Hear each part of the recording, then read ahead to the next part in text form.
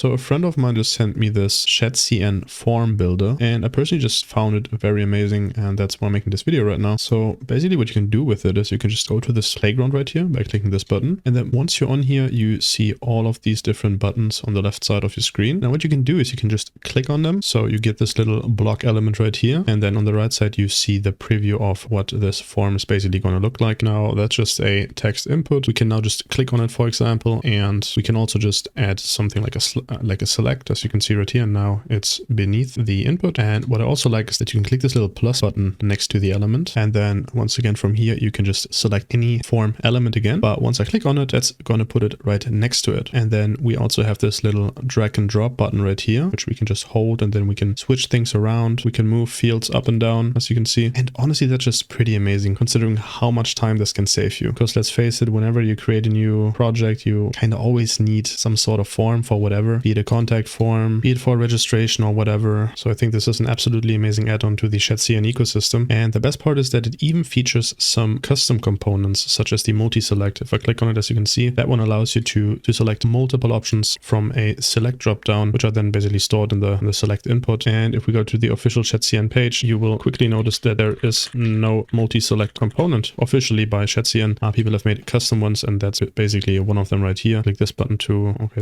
there's just one empty one for some reason. I've used a similar component like this in the past. Now, what I think is a bit weird though is that when you click on code, that it then wants you to use this multi-select component inside of your UI folder. But the thing is that there are basically multiple multi-select components already for Shadcn. So I'm not quite sure what he's using here. It could be this one, but this one has a clear and close button, so I'm not 100% sure, and there isn't really any documentation on it here. And another cool thing you can do is you can press this little edit button right here, and then once that's open, you can change the text of the label, description, placeholder, or whatever. And since this is using Zod, you can also make a field required or not required. Let me quickly show you the code to show you what I mean by that. So whenever we uncheck this required thingy right here and click Save Changes, it's just going to add the optional to the Zod schema, which is pretty cool. For some reason, you can't really add max length or min length to text input fields, for example. So maybe that's something that still could be added here as a nice add-on, but who knows? Maybe the creator has his personal reasons for this design choice. Not exactly sure. Yeah, I think this has been out for like only a month or something like that. I hope this is going to be maintained because I think it's an amazing project. Definitely going to use this myself in the future for new projects. And yeah, that's basically it. I hope you guys learned something new today. Have a good day, and I will see you in the next one. Bye.